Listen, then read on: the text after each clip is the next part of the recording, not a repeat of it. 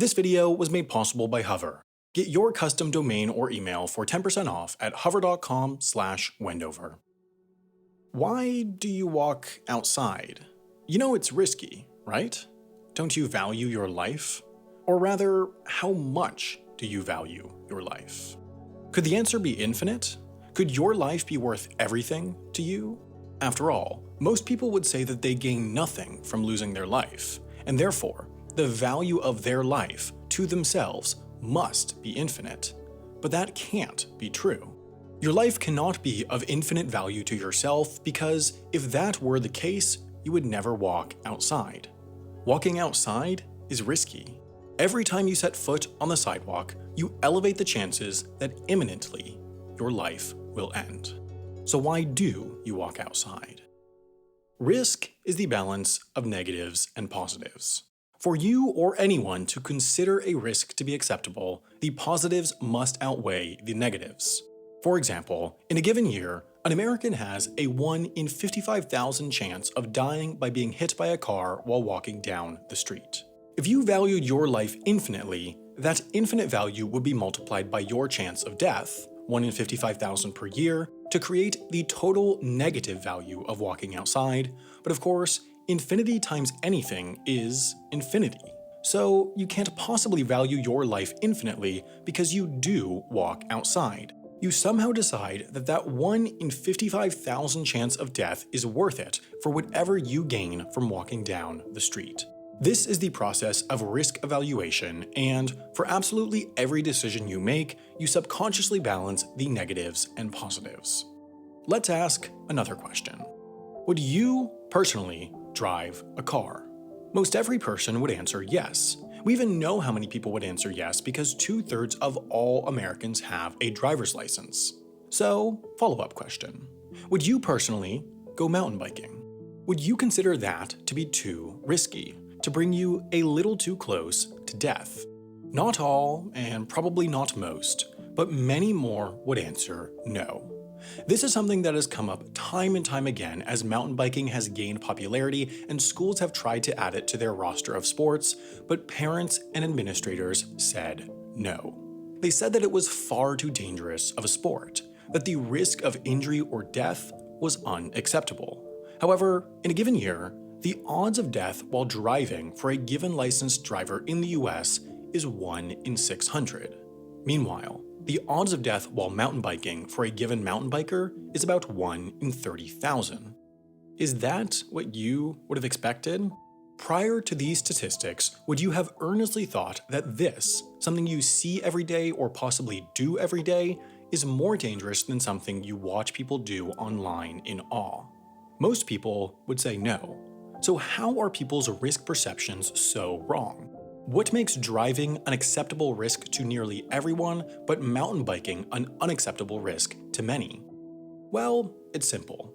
Ingrained in our brains are flawed processes for evaluating risk. For certain reasons, what we fear will kill us and what will actually kill us are very, very different. These are the rules of our flawed human risk evaluation system. Rule 1. Voluntary risks are more acceptable than involuntary risks. That is to say, people are far more tolerant of risks that they can choose to engage in than those they can't.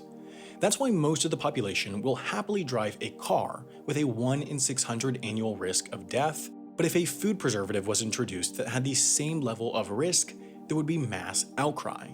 In fact, studies have shown that people are roughly 1,000 times more tolerant of voluntary risk than involuntary. The perception of choice is powerful. That means that if measures are introduced that make an involuntary risk seem voluntary, the risk is more tolerated even if those measures have little real effect on the average overall risk. This gets tricky with activities that are somewhere in between voluntary and involuntary. Say, for example, a company is polluting the air in a town. This seems like an involuntary risk. You can't, after all, choose to not breathe the polluted air in. However, consider how communication can reframe this. The factory owner might say, you can always move away, or buy an air filter, or stay inside on bad air days. If you give people ways that seem to control their personal exposure to an involuntary risk, they might start to believe that it is a voluntary risk. Not only does this potentially increase the tolerance of those exposed to the risk, it will also increase the tolerance of the bystanders not exposed. They might think those people are choosing to stay there and not use an air filter and go outside. The blame is slowly shifted on the individual rather than on the originator of the risk. The overall danger from something can stay exactly the same, but give people a semblance of control over it, and they will tolerate it. Rule 2. Acceptance is inversely proportional to prevalence. The more people who are exposed to a given risk, the less the public will accept it. We can accept the huge risk of space travel with only a tiny number of people partaking, yet we could not accept if air travel had the same level of risk. Both are voluntary activities, but there are two parallel effects taking place here. Fewer people will engage in higher risk activities, and fewer people will tolerate high exposure risks. This effect is also why the risk tolerance for things like vaccines, which are distributed to hundreds of millions or billions of people, is so dramatically lower than the risk tolerance of experimental medicines, which are distributed to a small and select number of individuals. Rule 3. Disease is a yardstick. It's been shown that average human risk acceptance roughly correlates to whether an activity is more or less deadly than one's chance of death from disease. What's possibly happening here is that humans have accepted the likelihood of their death by the hands of disease, so partaking in anything riskier than disease is unconscionable because it then makes it more likely to die from that other activity than disease. It changes one's statistically predetermined end. For example, the researcher who defined this rule found that the average risk of death per hour for a soldier fighting in the Vietnam War was roughly equal to the average risk of dying per hour from disease as a human.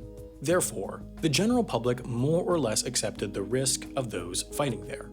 This disregards the fact that the risk for the individual soldiers fighting in Vietnam of dying from disease was, at their average age, dramatically lower than the overall population average, which is skewed heavily by those in old age, but it didn't matter because the public's yardstick is disease. Riskier, it's not okay. Less risky, it's okay. Rule 4. Novelty increases perceived risk. We fear what is new and not yet understood. As understanding goes up, perceived risk goes down, and as understanding goes down, perceived risk goes up. For example, in one now famous 1970s study, college students were asked to rank 30 activities and technologies from most to least risky. Simple as that. In the end, on average, they ranked nuclear power as the riskiest of these 30, above cars, handguns, smoking, and everything else. Then, experts, whose risk perception was shown in separate research to closely match real risk, ranked the same list of 30. To them, nuclear power was the 20th most risky activity or technology on the list. Meanwhile, non-nuclear electric power was 19th on the college students list, but 9th on the experts list. The college students overestimated the risk of nuclear power and underestimated the risk of electric power. So what's the difference between nuclear and non-nuclear electric power?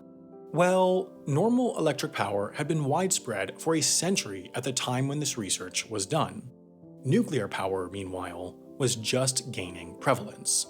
This risk perception study was done before the well-known meltdowns at 3 Mile Island and Chernobyl. Just single digits of people had died directly from nuclear energy incidents at the time, yet people feared it more than cars, which killed 50,000 people in the US in the year when they were surveyed. Today, 4 decades later, risk perception of nuclear power is greatly reduced because it is no longer new. Younger people now learn how nuclear power works in school, and older people have a longer period of evidence for the risk level of nuclear power. Understanding leads to acceptance. Rule 5. Numbers are numbing. The value of saving 1 human life should be half of the value of saving 2 human lives, and then the value of saving 2 human lives should be half of saving 4 human lives, and so on and so forth. That's intuitive, that makes sense. Each life is, on average, worth saving as much as the next, meaning that a graph, with the number of lives saved on the x-axis and the value of lives saved on the y, should look like this, a straight line. There's even an argument that, going a level deeper, the graph should look like this, since a large-scale loss of life has a more widespread negative societal effect. Losing a million lives would be more than a million times worse than losing one life for a society. So the graph should look either like this or this. However, if you change this graph from what humans logically agree on to what they perceive psychologically, research shows it looks like this. Humans perceive that saving the 1000th life is less worth it than saving the first life, even though logically they are of equal value. This can partially explain how people can tolerate mass casualty natural disasters or pandemics or genocides with little more concern than they do small terrorist attacks. While this phenomenon doesn't make logical sense, it does make some psychological sense because it lines up with how people perceive other quantifiable collections. For example, humans value a dollar less the more they earn. Your first dollar is worth far more than your millionth to your mind, even though a dollar is still worth a dollar. In the context of human life, though, this is more destructive. Humans can't comprehend mass tragedy through statistics, so they are not an effective means of communication for those purposes. It is for this reason why people might underestimate the risk that causes mass casualty events. These rules and others all combine to create a simple truth. The way we, as a collective, perceive risk is wrong. We overestimate the danger of low-risk activities, underestimate the danger of high-risk activities, we think things that we like are less risky, we conflate unfair danger with higher danger. This perceptual package works so that the perceived risk swings wildly above and below actual risk. We just can't trust ourselves. We can think, earnestly, that a risk has increased, but it hasn't, or that it's decreased, but it hasn't. Considering that we, the general public, cannot reasonably know how risky something is exactly why life itself is risky. While science and statistics might know the risk, we don't. So whether we're actually engaging in acceptable risk is a crapshoot. Normally, this isn't something worth stressing about. Our flawed risk perception systems will average out through time to make something similar to real risk. The only time it's really worth considering is when people are making decisions about risk that affects others. When people, somehow, get to decide what risk others face, perception is dangerous because it can silently and unknowingly eclipse science, statistics, and fact. Your online identity is now more visible than ever, so it's worth making sure you present yourself right. There are two key first steps to that. Number one is having a website with a custom domain, and number two is having an email hosted at that domain. Hover helps you with both of these steps, starting with helping you get a unique domain with their over 400 extensions. They sell these at very fair prices, and then you can add a custom email ending in that domain for a little bit more. Even if you don't have the time to set up your website now, it's worth getting the domain corresponding to your name or business now, because at any moment, someone could take it. With Hover, you can easily set it up to redirect to your LinkedIn page or YouTube channel or Twitter account or anything, so that you can easily direct people to your web presence.